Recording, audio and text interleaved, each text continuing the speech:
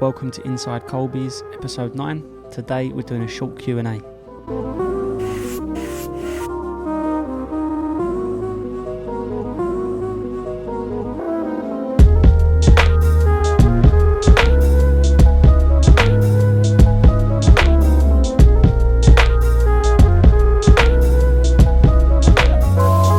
So in this video we're going to be picking a few questions at random from the Q&A we put on our Instagram. We're going to keep it nice and short, so let's jump straight into it. So first question, what does factory setting mean on the watches? So this is a good question. We always say factory setting and original setting.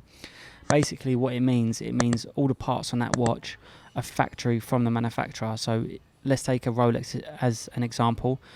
If you've got a lady's Datejust with a diamond bezel and diamond dial, if we say it's factory set or original set, it means all the parts, diamonds, dial, face, everything is factory or original from Rolex. So there's no custom or aftermarket or fake parts on there. So as a rule of thumb, as a company, we do stick to only factory bits. But yeah, that's what we mean by factory or original set. So we don't do any custom stuff or aftermarket stuff. Makes a huge difference in price.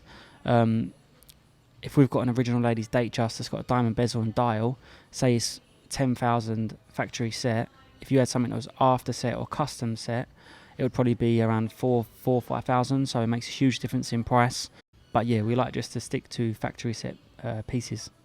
Gold coins, are they a good investment? How about silver? It's cheaper, but could it grow as much? So yeah, we like gold and silver to hold as an asset. We think it's good to buy physical rather than on paper form or on like an app. We can help with that. We do help customers. A lot of money people have been saying for some time silver's well undervalued compared to gold.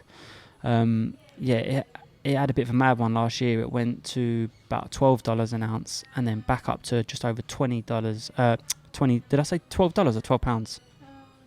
Anyway, it went down to about £12 an ounce, and now it's gone back up to over £20 an ounce. So yeah, that was a bit of a mad jump last year, but we still think it's good. And gold, not to bore you with the figures, but to keep it simple, I can remember being younger in one of our first shops, and a sovereign was about £30-40. Now a sovereign sits at well over 300 quid. So yeah, long term, really, really good. Definitely not get rich quick, but yeah, we think it's definitely good to have some gold and silver. What's the difference between a Datejust 1 and a Datejust 2? So by this, I presume you mean a Datejust 1 being like a Datejust 36mm, which was like the original gent size. And then obviously around 2008, I think it was, they released the Datejust 2, which is the 41mm. So it's that bit bigger, just as watches in general started to get a bit bigger. Rolex come out with that bigger model, which was popular. So yeah, for years before 2008, like in the 90s and early 2000s, a gent's Datejust was like 36mm. That was like the most common size. And then they brought out the Datejust 2, which is a 41mm, and that took over as the most popular for gents or for men really. Still make both. They actually call Datejust now by the size, so it'll be a Datejust 28 for a 28mm, Datejust 36 for a 36mm, etc. So the differences are the size. So the original Datejust is 36mm, new ones are 41mm, and also the price. The bigger Datejust retails for more money. Why are Rolex RRPs so different to high street retailers? So I think what you mean here is why the Rolexes make so much more than the RRPs. So it's basically supply and demand. So a steel Daytona retails at 10,000, but it'll make 20,000 as soon as it comes out the shop if you was to sell it. So that's basically just because you can't get them. So a Rolex agent will get very, very, very few. Say they get 1 a quarter or 2 a quarter, and they're a busy London Rolex shop. They've got to choose very carefully who they go to. So they're going to be going to the best customers with loads of spend, customers that are buying the products that ain't that popular, or they've got a lot of profit out of, like jewellery or lesser known brands. And they basically want to keep them customers sweet, so they're going to give them the better pieces. Walking into Rolex, having never done anything with that specific shop before, you're just going to get absolutely nowhere getting the better models unless you know someone in there. But yeah, that's why supply and demand. You just can't get them. So you can wait 5 years, 10 years or never get one, or pay the premium. But there's a bit of a misconception. Although it retails at 10 and they make 20. If you pay 20, you've not paid an extra 10, because if you wanted to sell it tomorrow, you might sell it for 19 or 19.5, or maybe if you wanted to sell it in a year, it'll be 22. So you're paying that higher price, but you're not going to be able to get it for the 10 in the first place. So, but yeah, that's why they make so much over RRP. There's not many Rolex models now that don't make over RRP. So yeah, they just all make it pretty much the retail or over, so it's mad. Plans for the future for Colebys. We have got loads and loads going on. Yeah, it's been a really good year so far, and we've got loads planned still. We're putting a lot more energy into London in a couple of months' time. So we'll be up here on a Monday to Saturday basis, so which we're really looking forward to. Yeah, we just found the more energy we're putting up here, the more we've got out of it, and it just opens up a whole new market to us. So yeah, we've got that going on, which we're focusing on. That's probably the main thing. We're about to launch a brand new website. We're going to have a lot more jewelry and watches on there. We get so many people saying like, why haven't you got a lot online? And it's just, we find it hard to keep up with it, to be honest. With buying and selling stuff so quickly, it's hard to take the photos, edit them, get them online. But yeah, we're working on that, and yeah, there's loads going on, but I won't reveal too much. I'll keep you all posted through these videos, and anything exciting happens, obviously I'll do a video on it, which I'm going to do with coming up to London and a few bits and bobs, so yeah, look out for them. How do you buy a diamond for the best price on a trade level? So if you're a member of the public and you want to buy one stone, that ain't going to happen. You need to spend millions with a diamond dealer and have a good name in the trade and know what you're doing. But I did do a previous video on buying diamonds. So if you follow what I said in that video and buy a certificated diamond and shop around, you can compare prices and know you're not being ripped off. So you might not get it for trade money, but you can definitely educate yourself a little bit, so you know you're not paying way too much. What's the best quote you've heard in a long time? It was got to be one George sent me yesterday. Man's not what he thinks he is, but what he thinks he is. What are you saying? That's a good quote, isn't it? Do you manage to eat healthy whilst filming and working on your business? Yes and no. So we're trying to eat as healthy as possible. So I get meal preps that are so good, just to bang in a microwave and eat when you're busy. But yeah, when you are double busy, and you get a bit hangry, you end up just running downstairs and going to the nearest udon noodle bar or burger gaff and getting a big greasy burger. But yeah, it can't be helped sometimes when you're super busy. But yeah, trying to eat as healthy as possible. It does. I tell you what, it does make a difference on the old energy levels. What are the factors you take? Oh no, sorry, there's one before that.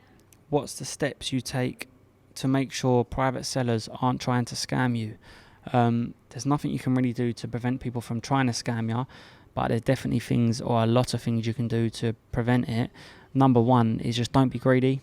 Like I've done in a previous video, the pros and cons to the watch game, and I explained in there, you have in this job like a heightened sense of alertness, and it stays with you forever. Like when you're traveling, when you're at home, when you're at the office or shop, when you pick up the phone or you meet a new customer or you're doing a deal or whatever, and something feels off, you don't even need to know exactly why, but you just get that feeling of something's off. So whenever that happens, you should just drop it out. So we got a saying, we always stick by, if in doubt, leave it out.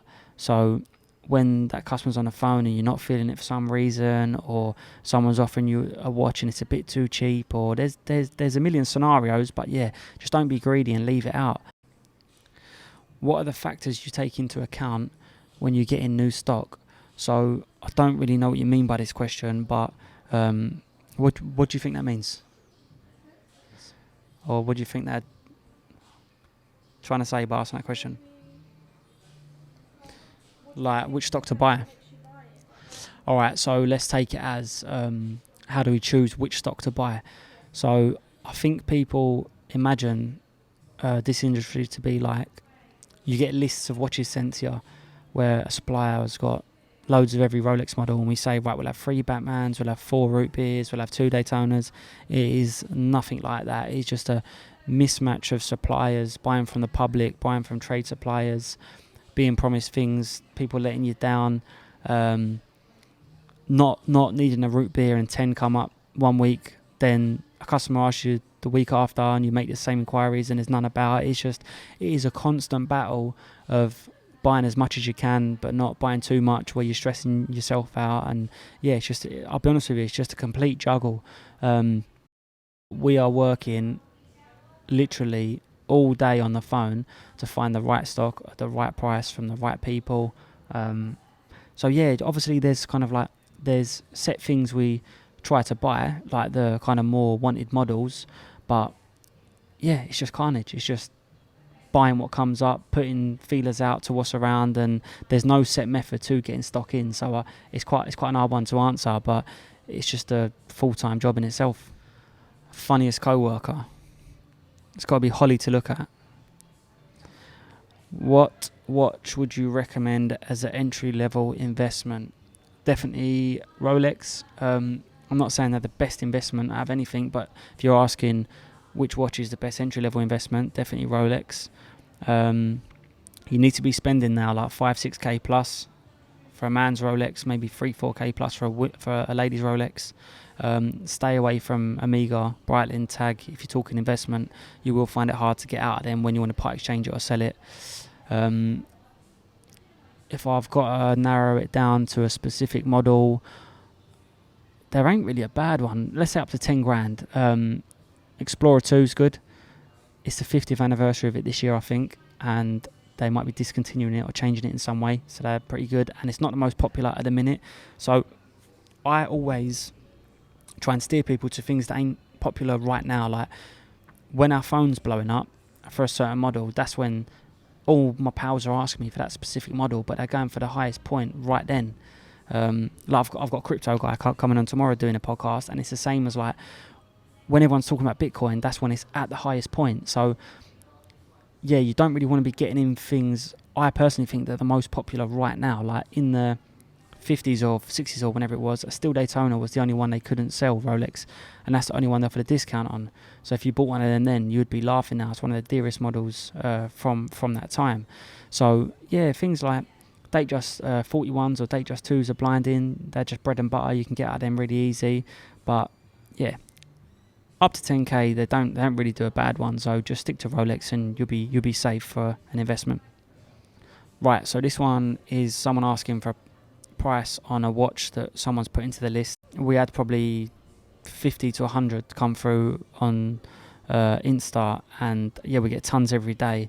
So happy to give offers on any watches. The best way to do it, there is a WhatsApp number on the Instagram bio, comes through to me, or just DM. Put as much information as you can. So yeah, you ain't got to write an essay, but just put a picture of the watch, the age, as much details as you can, whether it's got box and papers.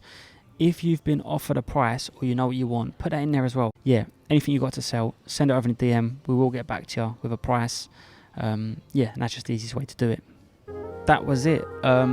Just wanted to squeeze in a quick video today, so thought a Q&A would be good. Just like I said, picked out a few questions at random. Keep an eye on the next Q&A we put up.